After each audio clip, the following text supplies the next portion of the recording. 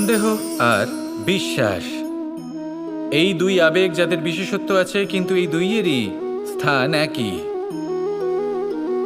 মন।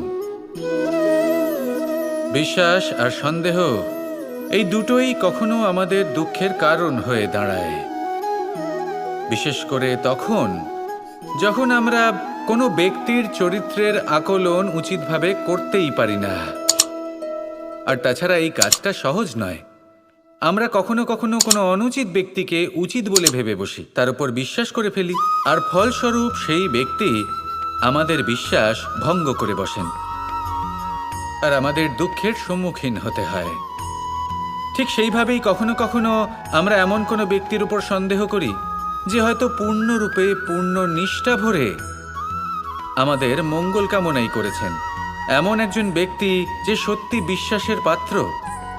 আর যখন সেই ব্যক্তি এটা জানতে পারেন যে আমরা তাকে নিয়ে সন্দেহ করেছি, খুবই স্বাভাবিক তিনি দুঃখী হয়ে যান।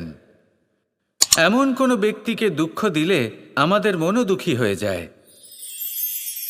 তখন আমরা এটা ভাবি যে এই সংসারে আমরা কার উপর আস্থা রাখব আর কাকেই বা সন্দেহ করব।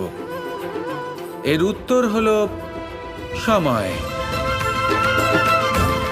এই সংসারে কোনো ব্যক্তির চরিত্র যাচাই করা সবথেকে কঠিন কাজ, সেটা সময় নিয়ে করুন। কোনো ব্যক্তিকে যদি আপনি বুঝতে চান, তাকে পরখ করে দেখতে চান, তাহলে তার সাথে যতটা সম্ভব সময় অতিবাহিত করুন। এই সময় আপনার সামনে সেই ব্যক্তির এমন কিছু দিক তুলে ধরবে যা আর কোনোভাবে আপনি দেখতে পাবেন না।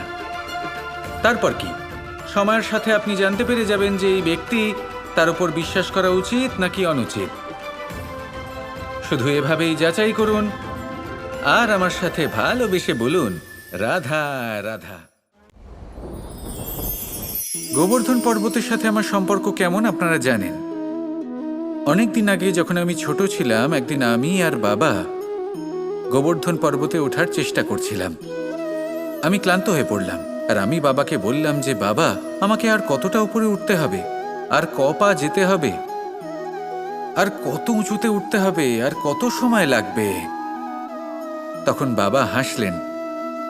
উনি আমার কাঁধে হাত রাখলেন আর আমাকে বললেন যে এটা আন্দাজ করতে যেও না যে আর কত সময় লাগবে, এটা মাপতে যেও না যে আর ক পা সামনে এগোতে হবে।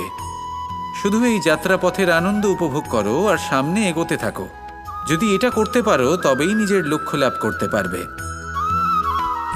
এটা কিন্তু আমাদের জীবনের সাথেও ঘটে। আমরা চিন্তিত হয়ে পড়ি যে এখনো আর কতটা সামনে এগোতে হবে, আর কতটা চেষ্টা করতে হবে, কতটা পরিশ্রম করতে হবে, আর কত সময় লাগবে নিজের লক্ষ্যে পৌঁছতে। এই চিন্তা ত্যাগ করুন, নিজের দৃষ্টিভঙ্গি পাল্টান, আর এটা ভাবুন যে আরো কত শ্রেষ্ঠ কর্ম করতে পারি সামনে এগোনোর জন্য, আর কত তীব্র গতিতে আমি সামনে এগোতে পারবো। সামনে অগ্রসর হওয়ার এই যে যাত্রা বড়ই সুন্দর, এটার আনন্দ উপভোগ করুন। বাবার এই শিক্ষার কারণে আমি গোবর্ধন পর্বত হাতে তুলতে পেরেছি। দিনের শেষে এটা আপনার উপর নির্ভর করছে যে নিজের পর্বতরূপী লক্ষ্যকে আপনি নিজের হাতের মুঠোয় ধরে রাখতে পারবেন নাকি নয়। আসুন আমার সাথে ভালোবেসে বলুন, রাধা রাধা।